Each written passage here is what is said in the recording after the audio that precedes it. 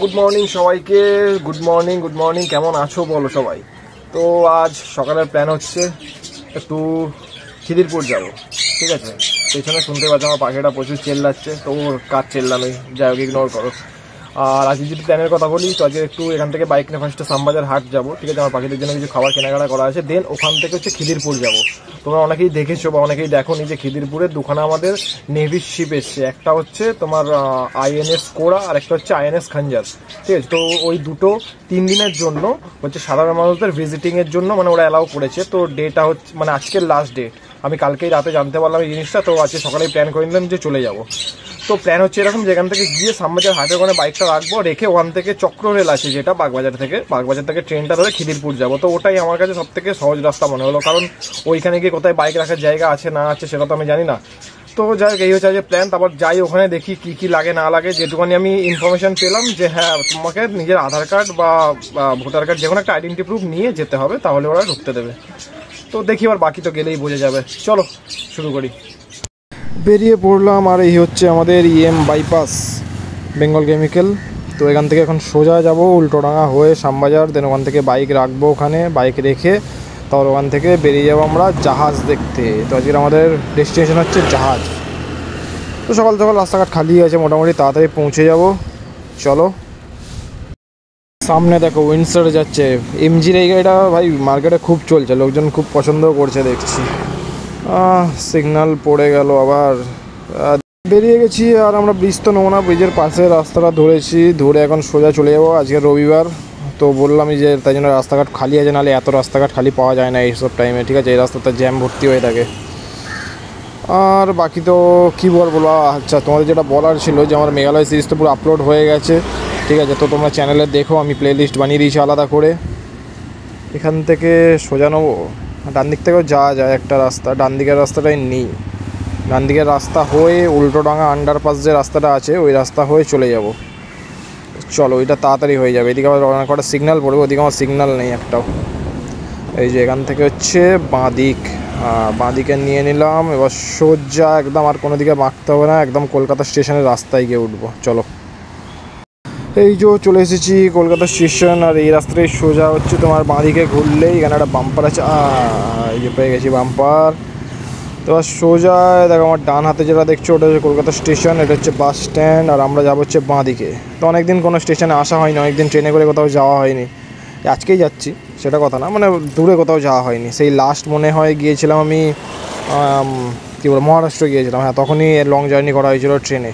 তো তারপর তো আর করা হয়নি তেমন, আবার ট্রেনে একবার করতে হবে। আপাতত বাইকে যে জার্নি শুরু করে আর ট্রেনে ওঠা হচ্ছে না।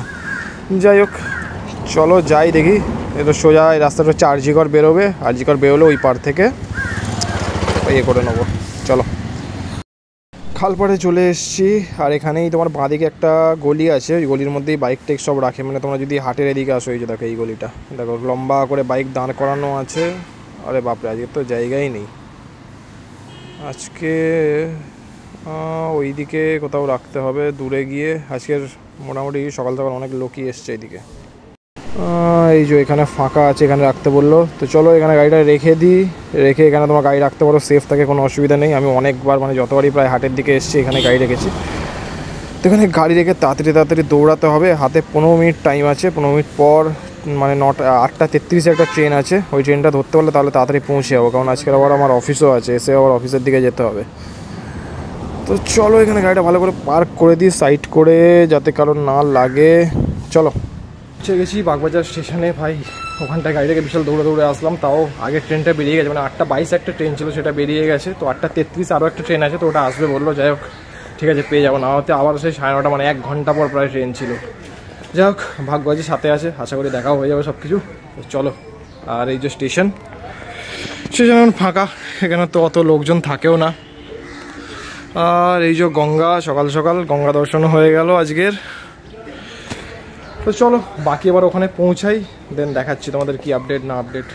এসেছে আমাদের, ঠিক আছে 10 মিনিট লেট করেছে, বেশি লেট করেনি। তো ট্রেনে এবার উঠে পড়বো, দেন তারপর নামি খিদিরপুরে নামার পর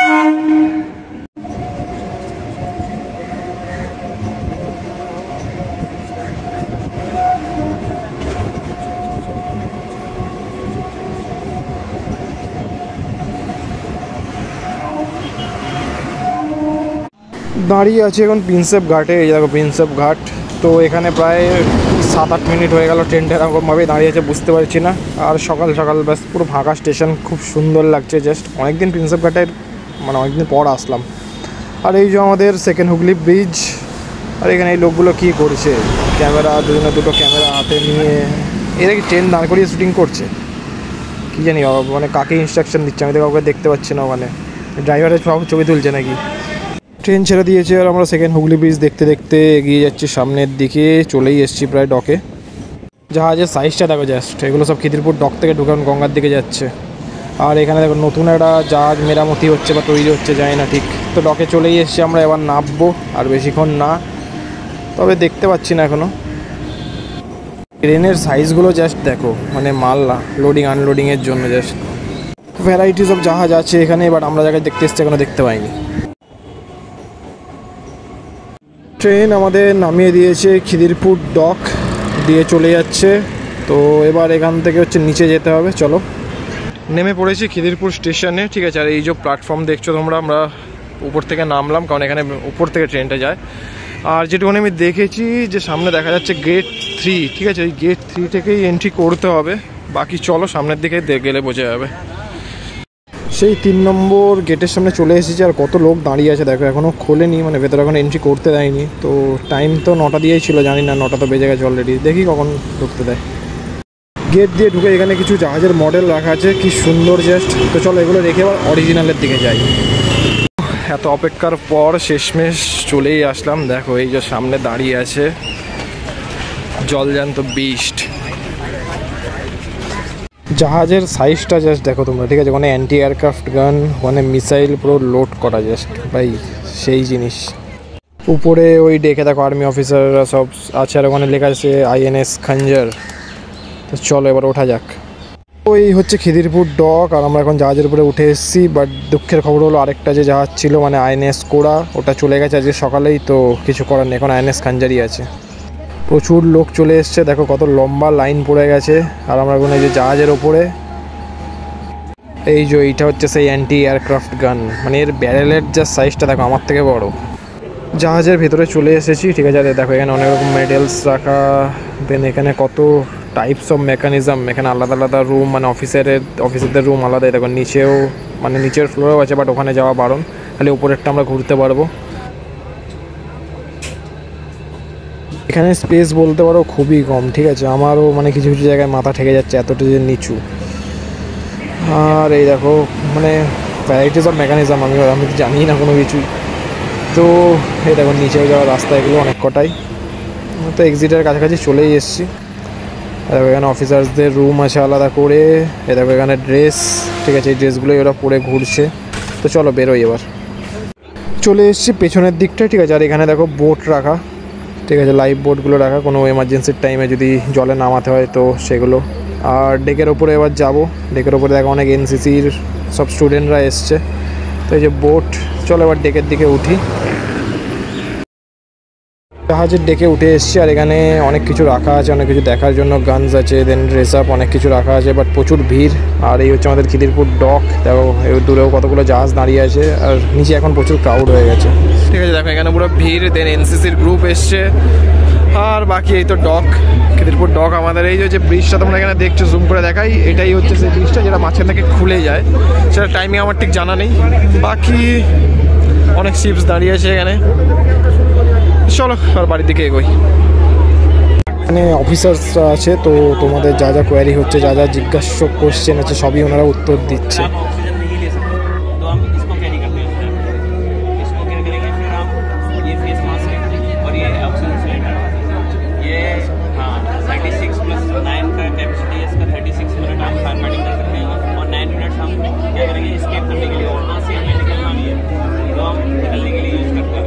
এখানে 4-5 রকমের গান রাখা আছে, যেগুলো ওরা ইউজ করে, ঠিক আছে। তো সবই ওরা হাত দিয়েও দেখতে দিচ্ছে মাঝে মাঝে। বাকি প্রচুর গ্যাজেটস আছে যেটা ওরা ইউজ করে। দেন ড্রেস আছে, দেখো এখানে একটা ড্রেস রাখা, পুরো সেট আপ করে ভেতরে একজন ডামি ঢোকানো। দাঁড়িয়ে আছে এখন শিপের ডেকে, ঠিক আছে। এখানে অনেক রকম ফায়ার আর্মস রাখা আছে, দেন অনেক রকম গ্যাজেটস। আমরা জাহাজের ভেতরে ঢুকলাম, ঠিক আছে। ভেতরে অনেক কিছু দেখলাম, তোমরা ভিডিওতে পুরো দেখতে পাবে। আর আর বাকি এরকম সুযোগ হয়তো জীবনে আমি সেকেন্ডবার পাবো না, তাই এই আজকে সুযোগটা আমি মিস করলাম না। তো কমপ্লিট এখানেই, আরেকটা শিপ তো বেরিয়ে গেছে বললামই, তো কী আর করা যাবে, চলো একটা তো দেখলাম, চলো এবার বাড়ির দিকে যাই, চলো টাটা।